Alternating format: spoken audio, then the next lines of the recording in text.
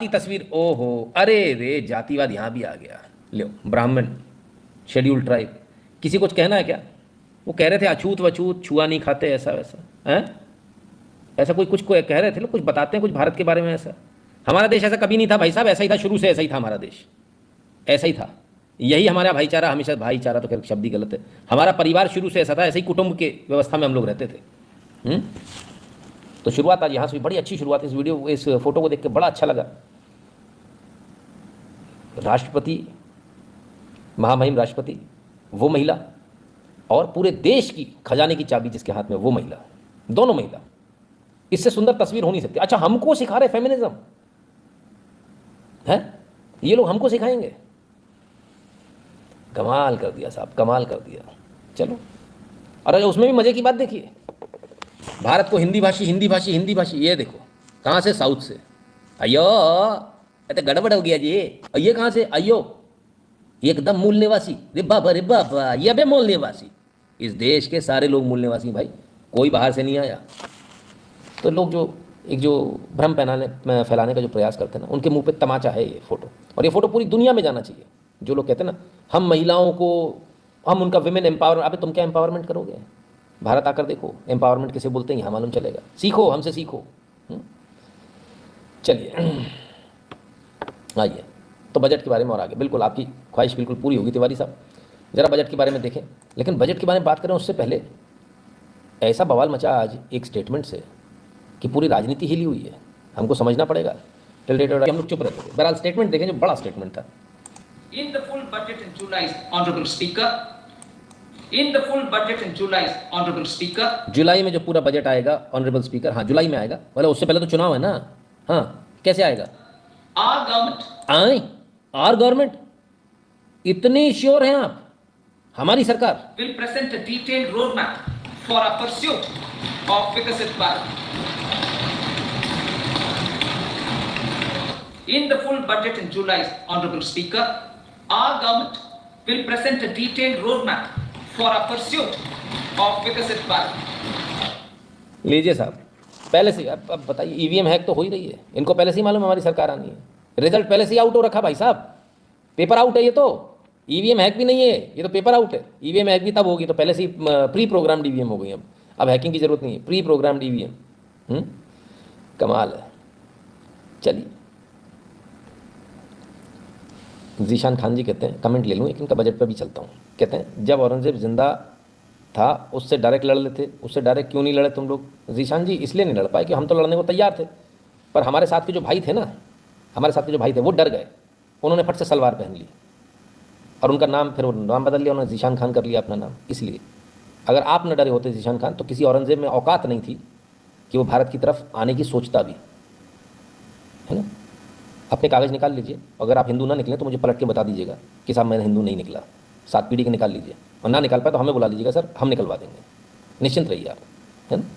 तो प्रॉब्लम वहाँ है सर, है ना, बुरा नहीं मानिएगा। मैंने ना मैंने चिढ़कर ये जवाब दिया आपको, मैंने एक जेन्युइन जवाब दिया जो जो हुआ था उस समय, है ना। अगर हम सब लोग एक होते तो ना आज आपको जीशान खान लिखना होता, आज आप अपना नाम अरविंद तिवारी या ऐसा कुछ लिख रहे होते, है ना। तो इसको लिटरली ना ले कोई कि तिवारी ही, वरना भी वो सारे के सारे वो शुरू हो जाएंगे कि हम थोड़ी बदले थे, है ना। मतलब वॉट एवर, आज आपका नाम अच्छा वाला नाम होता, है ना। नहीं, भगवान की कृपा से ये भी अच्छा नाम है, कोई बुराई नहीं है, अभी भी कोई देर नहीं है, अभी भी आप अपना नाम फिर से बदल सकते हैं। सरकार के सारे डॉक्यूमेंट्स में प्रोविज़न होता है कि आप डॉक्यूमेंट्स में अपना नाम बदल सकते हैं, ऐसा नहीं कि नहीं बदल सकते। होगा सर, वो भी होगा, आप खुद से करेंगे, स्वयं से करेंगे, जब आपको ऐसी प्रेरणा होगी, आपको जब दिखेगा कि क्या क्या हुआ है ना। ठीक है, तो मुझे औरंगजेब से कोई प्रॉब्लम नहीं है सर, एक बात को समझिए, मुझे किसी से प्रॉब्लम नहीं है। मुझे प्रॉब्लम उन लोगों से है जिन लोगों के ऊपर अत्याचार हुए, जिनकी दादी परदादियों के गैंगरेप हुए, ठीक है, जिन लोगों ने अय्याशी का सामान समझा और छोड़ के चले गए, और वो लोग अब उनका सरनेम लगा रहे, कह रहे वो हमारे बाप दादा थे। और आप किसी बलात्कारी को अपना बाप दादा कैसे मान सकते हो भाई साहब? हैं, किसी अत्याचारी को आप अपना कैसे मान सकते हो पूर्वज? बड़े कमाल की बात है, जबकि आपके पूर्वज तो बेचारे सीधे साधे पूजा पाठ करने वाले थे, गऊ लोग थे, इसलिए तो काटे गए, है ना। अरे औरंगजेब की सर एक काम करेंगे, किसी ने हिस्ट्री की क्लास लगाएंगे सर, आपको बताएंगे कि आप ही के दादा परदादा ने किस तरह से घुस भरा था औरंगजेब में, वो ही बताएंगे आपको। नवीन जी आइए, स्वागत है। ठीक है, तो क्लैरिटी रहनी चाहिए सर मन में, हिस्ट्री एकदम साफ तौर पर पता होनी चाहिए ना। बुरा नहीं मानेगा मेरी बात का, बुरा लगा तो भाई माफ़ करना, है ना। चलिए आगे बढ़ते हैं, बजट की बात कर रहे हैं।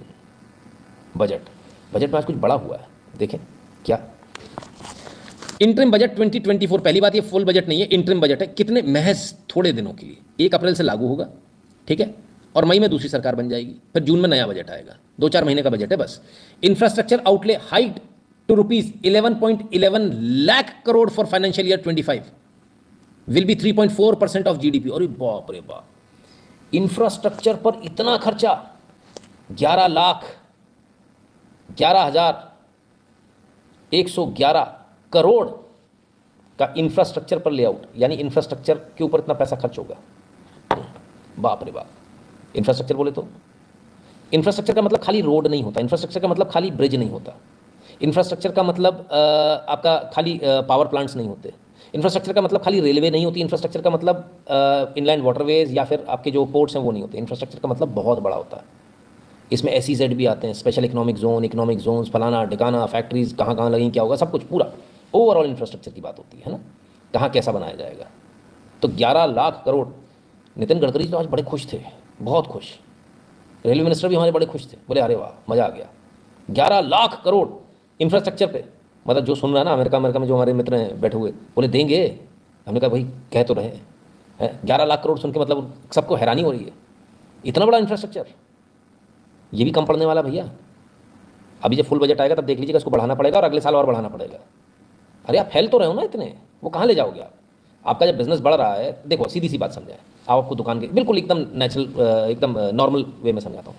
छोटी सी दुकान थी, अपन ने पकौड़े तलने की दुकान खोली थी। कैसे? अपन ने पहले एक स्टोव लगाया, ज़मीन पे ही बैठ गए फुटपाथ पे, फिर थोड़े चलने लगे पकौड़े, तो अपन ने कहा कि अरे यार एक काम करो, खोमचा लगा लो, खोमचा लगा लिया, थोड़े और चल गए तो फिर अपन ने वो स्टील का एक ठेला बनवा लिया। अब वो शुरुआत तो वहीं से थी, कोई भी आता था डंडा मार देता, फिर अपन ने कहा यार एक काम करो, एक दुकान किराए पे ले लेते हैं। फिर अपन ने उस दुकान को ले लिया, छोटी दुकान थी, 6 फुट बाय 8 फुट की, हाँ मुश्किल से बैठ पाते तो मुश्किल से काम होता था। पकौड़े की दुकान चलती रही तो थोड़ी बड़ी कर ली है, अब थोड़ा और बड़ा फैला लिया मामला।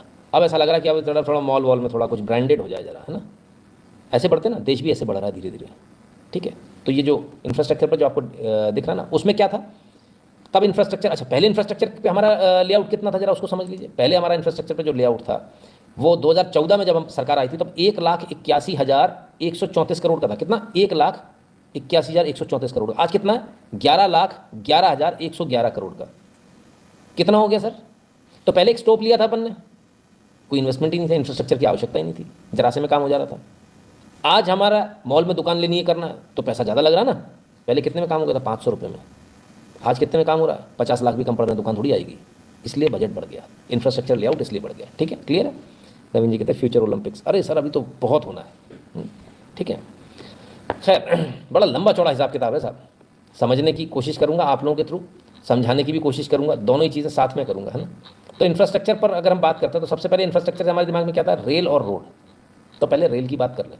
आज रेल को लेकर जो है बहुत सारा लेआउट अलग अलग दिए गए, अलग अलग राज्यों में, अलग अलग जगहों पर जो है कहाँ कितना पैसा दिया जाएगा, किस राज्य को, राज्यवार, पहली बार मतलब राज्यवार रेलवे जो है राज्यवार बता रही है हमको, राज्यवार इतना पैसा मिला है ना। तो चलिए उसको भी देखें कि जो राज्यवार पैसा मिला वो कितना मिला है, किस किस राज्य को किस मिला। ऐसा तो नहीं किसी के साथ अन्याय हो गया हो। जल्दी जल्दी देखेंगे, है ना। आंध्र प्रदेश 9,138 करोड़, थोड़ा ऊपर चलते हैं। तेलंगाना 5,071 करोड़, थोड़ा और ऊपर चलते हैं। कर्नाटका 7,7524 करोड़। राजस्थान 9,782 करोड़। जम्मू कश्मीर 3,677 करोड़। मतलब आप देखिए करोड़ों में कहानी चल रही है। ये कौन सा भाई? Uttar Pradesh 19,575 crore. Uttarakhand 5,120 crore. Haryana 2,861 crore. 2,681 crore Himachal Pradesh. Tamil Nadu 6,331 crore.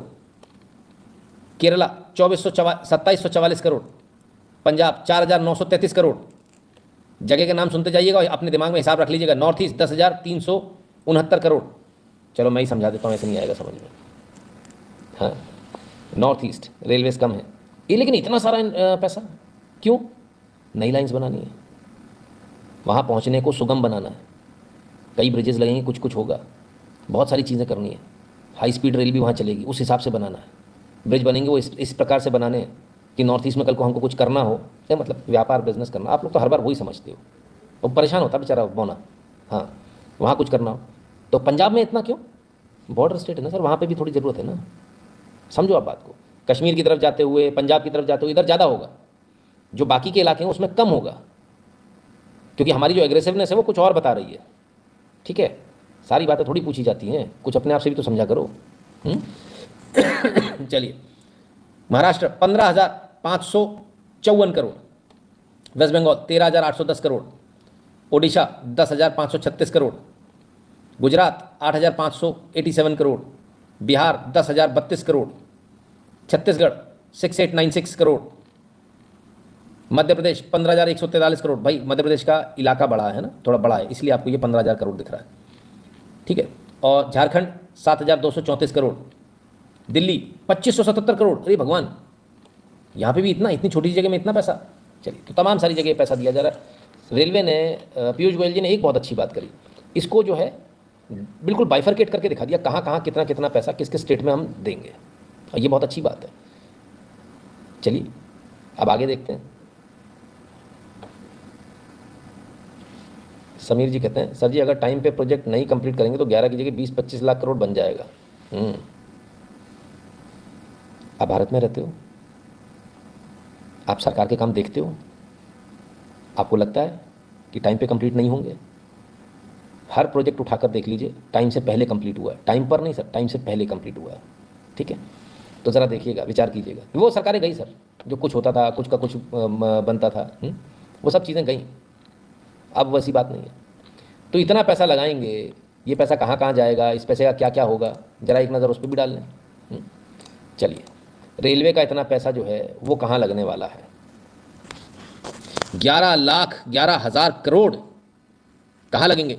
40,000 normal rail bogies to be transform to Vande Bharat standard. आइला 40,000 नॉर्मल बोगियों को वंदे भारत बोगी बनाया जाएगा। ये ट्रेन का डब्बा जो होता है ना सर, उसको बोगी बोलते हैं। तो जो ट्रेन के डब्बे, नॉर्मल ट्रेन के डब्बे अभी आपके चल रहे थे, वो 40,000 ट्रेन के डब्बों को, 40,000 ऑड नंबर्स, उनको क्या करेंगे? वंदे भारत के डब्बों से बदल देंगे। फिर क्या होगा? ट्रेन की स्पीड बढ़ाएंगे। उससे क्या फ़ायदा होगा? अरे भाई समझो ना, एक ट्रैक है, अगर आप उस पर 40 की स्पीड से चल रहे हो तो उसको घेर के चल रहे हो ना आप। फ़र्ज़ कीजिए दिल्ली से मुंबई जाने में बीच में 500 ट्रेन चल रही हैं, 40 की स्पीड से चल रही हैं, पूरा ट्रैक भरा हुआ है। अब इसको हमने थोड़ा स्पीड अप कर दिया, इनको हमने 100 किलोमीटर की स्पीड से कर दिया, तो ट्रेन जल्दी पहुंचेगी ना, वहाँ जल्दी खाली हो जाएगा ना ट्रैक। तो इस पर आप और भी ट्रेनें दौड़ा सकते हो। तो यानी फीजिबिलिटी जो है वो बढ़ जाएगी, ईजी हो जाएगा। और ये धीरे धीरे करके ट्रेन को जो है, जो हाई स्पीड ट्रेन है उनको बढ़ाने का जो प्रयास है, वो प्रयास ये किया जा रहा है। पर खैर 40,000 डब्बे जो हैं वंदे भारत स्टैंडर्ड के होंगे। चलिए, बात अभी यहाँ पर ख़त्म नहीं हुई, अभी तो बात शुरू हुई है। क्योंकि अगर हम लोग देखें तो और भी बहुत कुछ हुआ, लेकिन पहले ज़रा वंदे भारत के जो ट्रेन के डब्बे हैं, जो 40,000 बदले जा रहे हैं, वो ईजी नहीं है सर, बहुत मुश्किल टास्क है। उसमें और नॉर्मल डब्बे में फ़र्क बता रहे हैं रेल मंत्री जी। देश में कोच की 2 टेक्नोलॉजी है आज। एक टेक्नोलॉजी है 1950 के आसपास की, उसको ICF कोच बोलते हैं। वो टेक्नोलॉजी बहुत पुरानी है, 1950 में लाए थे। दूसरी टेक्नोलॉजी है जो कि LHP कोच बोलते हैं, वो करीब 1990 के आसपास की टेक्नोलॉजी है। आज का जो युग है, आज के युग के अनुरूप हम कैसे नई टेक्नोलॉजी के कोचेज लाएं जिससे कि पैसेंजर्स की यात्रा सुगम हो, सुविधापूर्ण हो, सेफर हो। इसीलिए वंदे भारत के कोचेज जो बने, उनके टेक्नोलॉजी, उसमें जो इनोवेशंस किए गए, और अभी अमृत भारत के जो कोच बने उसमें जो इनोवेशन किए गए, उन इनोवेशन के आधार पे, उससे जो लर्निंग्स आई है, जो सीखा है, उसके आधार पे एग्जिस्टिंग 40,000 कोच को अपग्रेड कैसे करें, ये मोदी जी ने टारगेट रखा है हम सबके सामने, और इसको अचीव करेंगे। बहुत बड़ा संकल्प है, और इससे नागरिकों को बहुत सुविधा मिलेगी, सुविधा भी मिलेगी, फास्ट भी हो जाएगा। अब जरा समझ लीजिए, 2-3 चीज़ें समझा दो, बड़ी इजीली आपको समझ में आ जाएगा। जो पुराने जो कोचेस हैं, नॉर्मल जो कोचेस हैं, वो कौन से कोच हैं? वो कोच हैं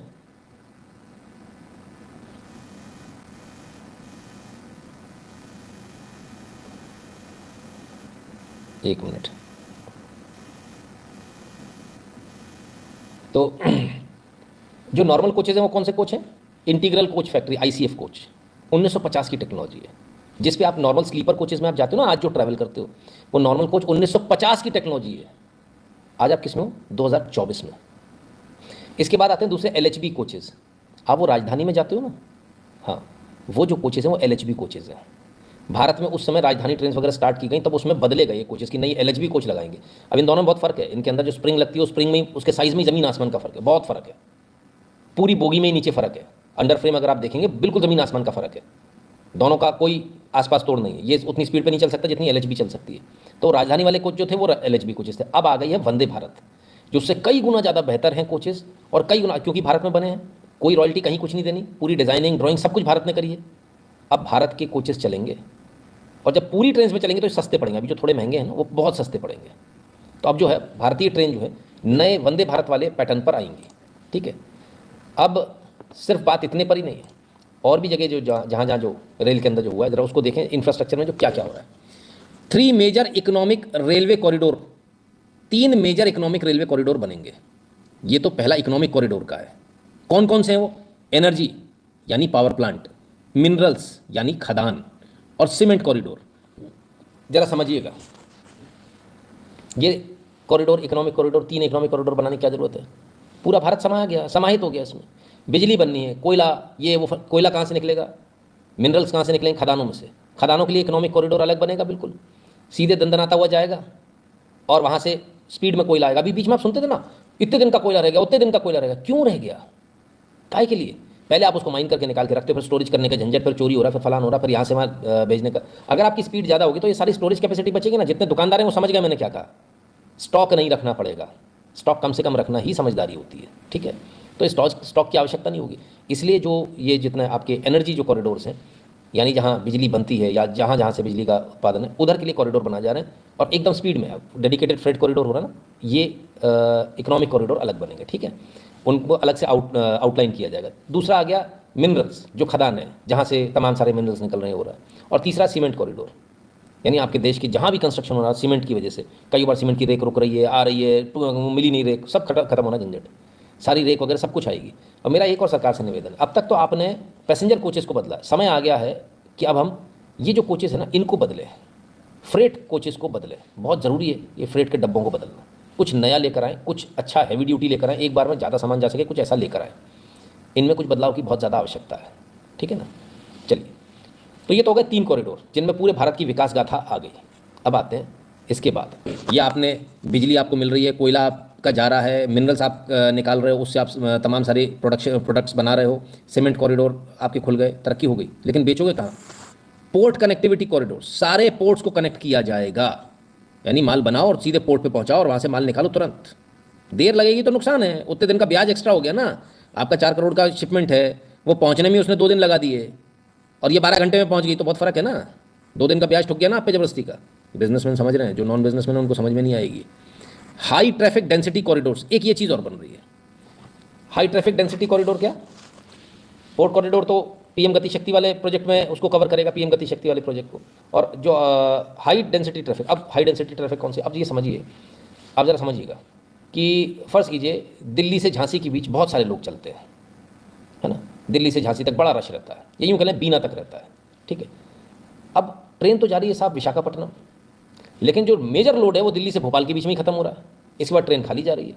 इनके चक्कर में क्या हो रहा है, सारी ट्रेन पैक हो जा रही है, सबको बीना तक ही जाना है, सबको भोपाल तक ही जाना है, लगे लगे रिजर्वेशन, लगे लगे रिजर्वेशन। अब ये जो हाई डेंसिटी कॉरिडोर है, इसमें अलग ट्रेन चल जाएंगी, दिल्ली और भोपाल के बीच में और ट्रेन डाल दी जाएंगी, स्लॉट डाल दी जाएंगे। हो सकता है वंदे भारत चले, कोई और ट्रेन चले। तो ये जो आपका जो एकदम से जो पैकअप हो रही है ना ट्रेन, वो पैकअप नहीं होंगे। फिर क्या होगा, आदमी क्या कहेगा, भोपाल तक जा रहा है, भोपाल वाली ट्रेन पकड़ो, उसमें मिल जाएगी जगह। वो जबरदस्ती उस ट्रेन में मत जाओ, उसमें नहीं मिलती जगह, क्योंकि उसमें सीटें कम कर देंगे ना। ऑब्वियसली रिजर्वेशन सिस्टम में देंगे थोड़ी फिर आपको कि विशाखापट्टनम तक जाना, दिल्ली से ट्रेन चल रही है और आप भोपाल का टिकट पकड़ के उतर जाओगे, तो रेलवे भी नहीं देगा। तो धीरे धीरे करके ये जो सिस्टम है, ये क्यों कर रहे हैं? वेटिंग लिस्ट खत्म करने के लिए। आज जो है रेल मंत्री जी ने कहा भी कि 2030-31 तक हम वेटिंग लिस्ट को खत्म कर देंगे। जरा डेंसिटी कॉरिडोर्स कौन कौन से, जरा उनको देखें, हाई डेंसिटी कॉरिडोर्स कौन कौन से हैं। बहुत एक सोची समझी तरीके से, बहुत डिटेलिंग के साथ ये तीनों कॉरिडोर का प्रोग्राम। ये है चतुर्भुज कॉरिडोर जिसके बारे में बात कर रहे हैं, अमृत चतुर्भुज कॉरिडोर्स, ठीक है ना। ये इतने सारे कॉरिडोर बनाए जा रहे हैं। देखिए, मेजर जो सबसे ज़्यादा रश है वो इस रूट पर है और इस रूट पर है, उत्तर प्रदेश वाले रूट। ये सबसे भयंकर रूट है। हमें नहीं मालूम था भाई ये रूट भी इतना पैक चलता है, पर आज मालूम चल रहा है कि भाई ये भी जो है ये भी चल रहा है। अब इनमें ये आप जो देख रहे हैं ना, कलर जो अलग अलग है, जरा समझिए।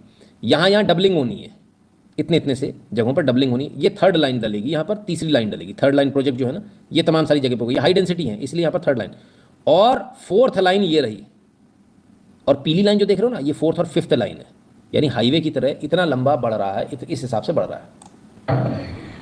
इस कॉरिडोर अप्रोच से जो कंजेशन है वो कंजेशन एकदम खत्म हो जाएगा। कंजेशन खत्म होने से वेटिंग लिस्ट का झंझट ही खत्म हो जाएगा। 2030, 2031, 32 के आसपास आते आते वेटिंग लिस्ट का झंझट ही खत्म हो जाएगा। ये मोदी जी ने बहुत सोची समझे तरीके से काम को एक स्पीड दिया है, एक नया विजन दिया है। एग्जिस्टिंग कोचेस जो 40,000 के आसपास है उनको अपग्रेड देने का टारगेट दिया है। स्टेशन 1300 के आसपास बन रहे हैं, बहुत तेजी से उस पर काम चल रहा है। देश भर में लोग जहाँ भी मिलते हैं, मैंने कई जगह स्टेशन पे जाके काम स्वयं भी देखा है, बहुत अच्छी प्रोग्रेस है। पूरा एक टोटल ट्रांसफॉर्मेशन है, बहुत एक सोची समझी तरीके से, बहुत डिटेलिंग के साथ। तो कुल मिलाकर जो है ये इस प्रकार से चीज़ों को बदला जा रहा है, मतलब आपको वेटिंग लिस्ट में परेशान ना होना पड़े, ठीक है ना। ये तमाम सारी चीज़ें जो अब धीरे धीरे करके बदली जाएंगी, राइट। चलिए अब और क्या क्या हो रहा है इस बजट में, और क्या क्या हुआ। ये बजट जो है ना सर, ये बिल्कुल अलग बजट है, वैसा नॉर्मल बजट नहीं है। पर रेल मंत्री की सुन लें, रेल मंत्री जी कुछ, सॉरी फाइनेंस मिनिस्टर की सुन लें, फाइनेंस मिनिस्टर कुछ कह रही हैं, पहले उनको सुन लें फिर उसका एनालिसिस करेंगे। Railways. 3 major railway corridor programs will be implemented. These are energy, mineral and cement corridor. Number 2, port connectivity corridors. And number 3, high traffic density corridors. The projects have been identified under the PM Gati Shakti for enabling multimodal connectivity. They will improve logistics efficiency and reduce cost. The resultant decongestion of the high traffic corridors will also help in improving operations of passenger trains, resulting in safety and higher travel speed for passengers. Together with dedicated freight corridors, these 3 economic corridor programs will accelerate our GDP growth and reduce logistic costs. 40,000 normal rail bogies will be converted to Vande Bharat standards to enhance safety, convenience and comfort of passengers. Aviation sector. The aviation sector has been galvanized in the past 10 years. Number of airports have doubled to 149. Rollout of air connectivity to Tier 2 and Tier 3 cities under Udan scheme has been widespread. 517 new routes are carrying 1.3 crore passengers. Indian carriers have proactively placed orders for over 1,000 new aircrafts. Sir railway का ही नहीं हो रहा sir, उद्धार तो Airways का भी हो रहा है। 500 से ज़्यादा नए रूट्स ढूंढे गए हैं जिन पर फ्लाइट्स चलेंगी, और 1000 से ज़्यादा एयरक्राफ्ट भारतीय विमानन कंपनियों ने ऑर्डर किए हैं। नए एयरपोर्ट भी बन रहे हैं, पुरानों को नया बनाया जा रहा है, साथ ही साथ नए एयरपोर्ट भी बन रहे हैं। बहुत सारी सिटीज़ ऐसी जहाँ एयरपोर्ट नहीं थे वहाँ एयरपोर्ट बन रहे हैं। काम शुरू हो जाएगा 2024 में, 1-2 साल में कंप्लीट होकर ख़त्म भी हो जाएगा, मत सोचिएगा लंबा चलने वाला है। तो ये तमाम सारी चीज़ें जो हैं ये इसी भारत में हो रही हैं, जिसे देखकर आपको यहाँ पर अभी बहुत आगे जाना है आपको। कुल मिलाकर भारत की नींव रखी जा रही है।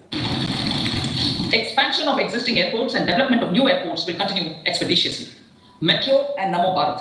We have a fast expanding middle class and rapid urbanization is taking place. Metro rail and Namo Bharat can be the catalyst for the required urban transformation. Expansion of these systems will be supported in large cities, focusing on transit-oriented development.